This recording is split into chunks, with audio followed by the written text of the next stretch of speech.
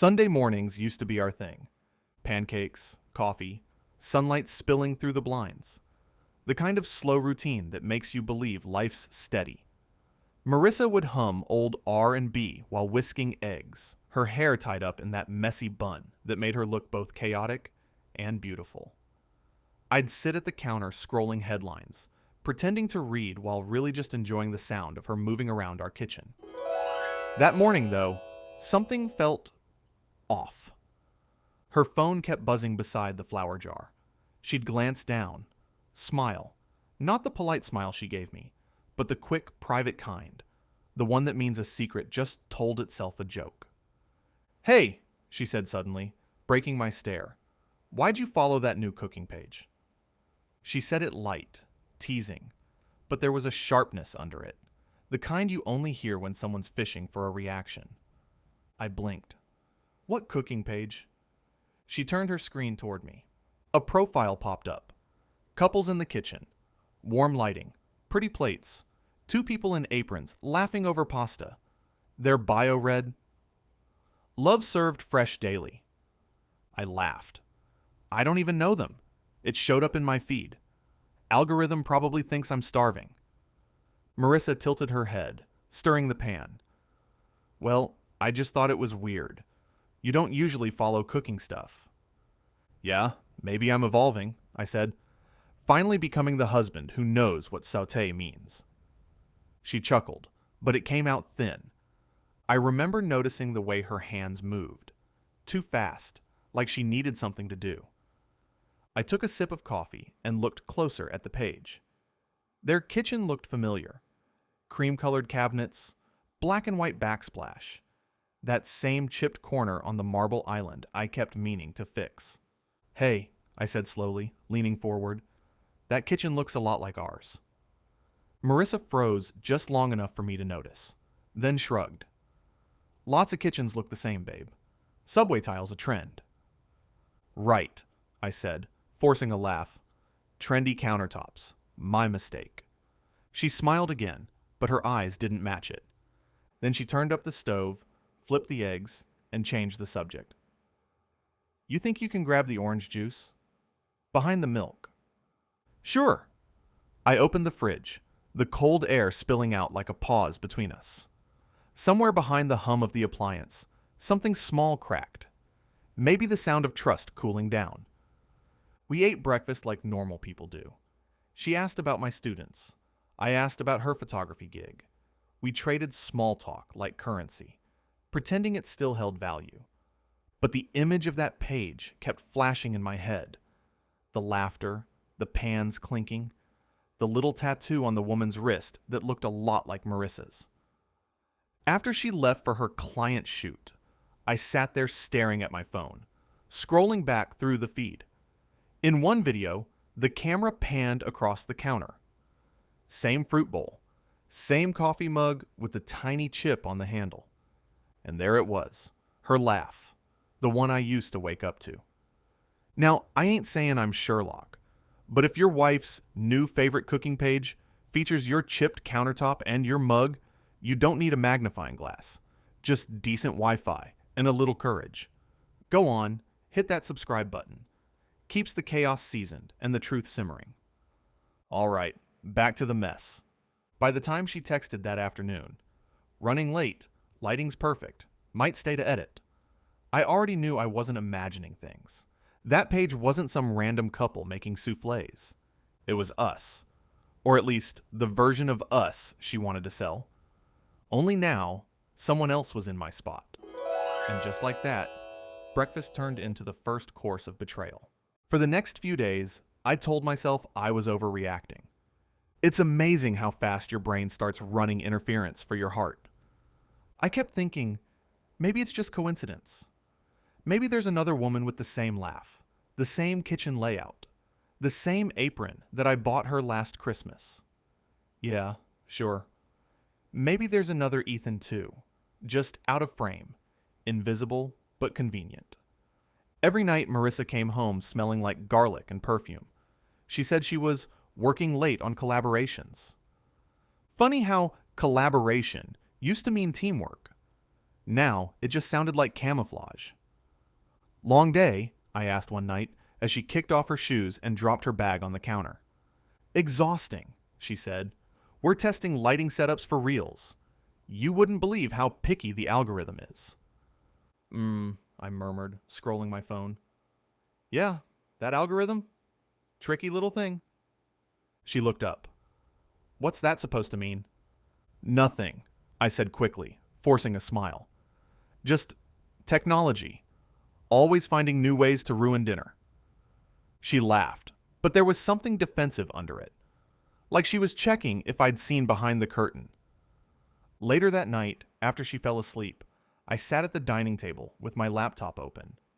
The soft glow of the screen lit up the dark room, and I clicked on that same cooking page again. The new post had gone up just an hour earlier. "When love's your secret ingredient, every dish tastes better." The video showed her, no doubt now, tossing pasta into a skillet while a man's voice said, "Perfect, babe. You nailed it." His hand brushed hers at the stove. She laughed. That same real belly laugh she hadn't given me in months. I froze the video. Zoomed in. My kitchen towel, my spice rack, my freaking coffee pot. She'd filmed their date night recipe right there in my house, in the same kitchen where we used to cook Sunday pancakes. The next morning, I tried pretending everything was fine. She was getting ready for another content shoot. I leaned against the doorframe, watching her tie her hair back. "So, this guy Liam," I said casually, "he's the one helping you film?" "Yeah," she said quickly. "Just a local chef I networked with." "Why?" "No reason, just curious." Her reflection met mine in the mirror for half a second too long. Then she smiled, rehearsed, glossy, influencer perfect.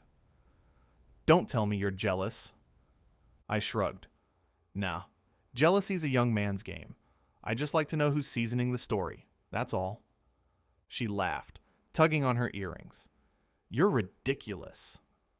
And just like that, she was out the door, leaving me standing there with my coffee and the sinking feeling that I'd been written out of my own life.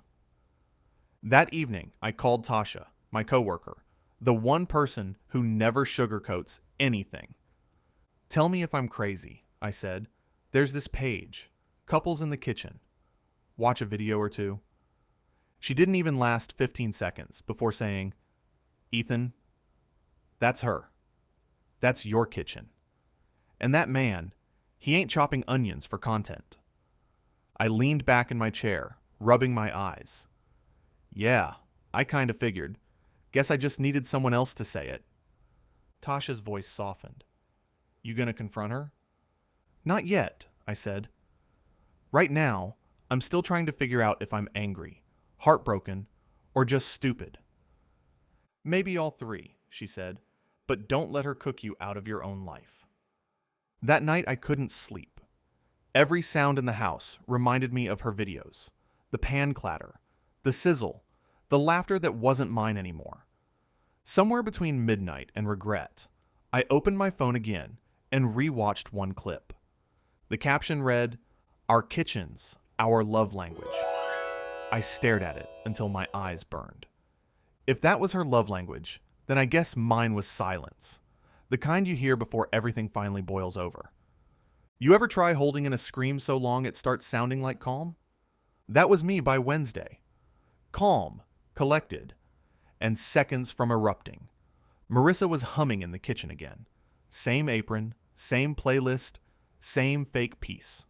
She'd set up her tripod like nothing was wrong, balancing it against a bag of flour while pretending not to notice me standing in the doorway. "You filming tonight?" I asked. She didn't look up. "Just a short recipe. Pasta collab." "With Liam?" "Yeah," she said, half smiling. "He's great on camera. People love his energy." "Bet they do." I leaned on the counter, watching her slice tomatoes with surgical precision. "Where's he filming from this time? His place or ours?" That froze her mid-slice. She turned slowly, knife still in hand. "What's that supposed to mean?" Means I've seen your little couples in the kitchen debut. Nice lighting, by the way. My cutting board never looked better on film. Her face drained of color. Ethan, it's just content. No, Marissa, I cut in. Content is a recipe video. What you're doing, that's a relationship audition. Now hold up. This is the part where half of y'all say, I'd have left the minute she said collab. Sure, you say that now. But when it's your kitchen, your coffee pot, and your heart on camera, you start negotiating with the devil in Wi-Fi form. Go ahead. Hit subscribe while I stir this disaster. Back to the chaos. She set the knife down hard enough to make it rattle. You're overreacting. Am I? Because the internet seems to think you and Liam are couple goals. There's literally a hashtag, #CookedWithLove. She blinked, lips trembling just enough for me to know the guilt finally hit. It's harmless. We're friends. It's about connection, chemistry. Yeah, I said flatly. 2 things you stopped cooking with me a long time ago. She crossed her arms. You're twisting this. No, I'm untwisting it. I'm just the guy who cleans the dishes while you play soulmate with a sous chef. She flinched. I almost felt bad. Almost. The silence that followed was thick, humid, like steam right before it fogs the glass. Finally, she said quietly, It's not what you think. Then tell me what it is. But she didn't. She just stood there, the woman who built her brand on honesty and intimacy. Suddenly, speechless. When she turned to walk away, I said it, the thing that had been boiling inside me all week. I hope he's a better cook, Marissa, because you just burned everything here. She stopped in the doorway. You're being cruel. No, I said. I'm being clear. That night, she slept in the guest room. I didn't hear her cry, but I heard her typing, probably drafting a caption, turning heartbreak into content. And me, I sat at the kitchen table in the dark, staring at the ghost of what used to be love, framed perfectly in 1080p. The next morning felt wrong before the coffee even finished brewing. The kitchen smelled like cinnamon and memory, both bitter now.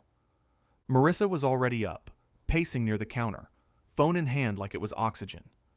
She turned when she saw me. Ethan, can we please talk about last night? I poured my coffee, calm as a man rehearsing his exit. What's left to say? You've already told the world everything, except the truth. It's not like that, she said, her voice cracking. It's just a project. You're making it something ugly. Marissa, I said, you were filming love stories with another man in our kitchen. I took a sip, watching her blink through guilt and denial. If that's a project, then your job title's homewrecker-in-chief. Her phone buzzed. She flinched. The name Liam flashed on the screen before she flipped it face down. Answer it, I said. She didn't. Instead, her eyes filled. Ethan, I never meant for it to go this far. I missed feeling wanted. I let the silence hang, heavy and real. Then maybe you should have cooked for the man who actually loved you instead of the one who liked your hashtags. Her chin trembled, mascara threatening to run. She reached out. Can we fix this? Sure, I said, pulling out my phone. Let's start with this. I opened the Couples in the Kitchen page. Their latest post had just gone live. Recipe for forever, our favorite comfort meal. Her laugh filled the speakers one last time, sweet and hollow. I scrolled down, typed 4 simple words in the comments. Chef's kiss to you both. Then I set my coffee down, walked to my office, and slid an envelope across the desk. Signed and dated, I said quietly. You'll find the lawyer's card inside. Her breath caught. You're divorcing me? I'm done being the background music to your performance. Funny thing about recipes, you can fake the plating, you can fake the smile, But you can't fake the flavor of honesty. And once trust curdles, no amount of sugar's bringing that sauce back. Hit that subscribe button. Keeps my therapy fund simmering. Back to the cleanup. She sat down hard on the stool we picked out together. The one from that flea market she swore made us look artsy. Now it just looked secondhand, like everything else she touched. "I didn't think you'd actually leave," she whispered. "I didn't think you'd actually cheat," I said. "Guess we both overestimated each other." She tried to speak again, but I was already walking out, coffee mug in hand, wedding ring left on the counter next to her tripod. Outside, the morning air hit sharp and cold. For the first time in months, I breathed without tasting lies. It's strange how quiet a house can sound after the echo of betrayal fades. You start noticing things you never did before. The soft hum of the fridge, the uneven tick of the clock, the way the morning light hits the empty chair across from you. For a while, I hated it. Now, I think I just listened to it differently. A week after she left, I came home from work, and the kitchen still smelled like her perfume, that sweet citrus scent she'd always wear when she filmed. But the camera was gone, the tripod, the extra lighting. The only thing left was a single wooden spoon resting on the counter, stained from a sauce I never tasted. I laughed. Not the bitter kind, the relieved kind, the one that sneaks up on you when you realize the storm's finally passed. That night, I cooked for myself. Just pasta, nothing fancy. No filters, no hashtags, no followers to impress. Just me, my pan, and silence that didn't feel lonely anymore. I sat down, twirled a forkful, and thought about all those love recipes she used to film. How every one of them started with a lie. Turns out, when you build a relationship for show, the audience claps louder than the partner ever does. 2 weeks later, I checked that same cooking page again. The name had changed. No more couples in the kitchen. Just Marissa Cooks. Her follower count had dropped. The comments? Brutal. People noticed the missing couple. Some asked where Liam went. Others said the energy was off. I didn't comment this time. I'd already said everything that needed saying. Now, when I cook, I still use that old chipped cutting board. Every scar in the wood reminds me of something we built. And everything she cut through to destroy it. But there's peace in that too. Because for the first time in a long time, the kitchen's mine again. Messy, quiet, and real. You think you know someone until they turn your marriage into content.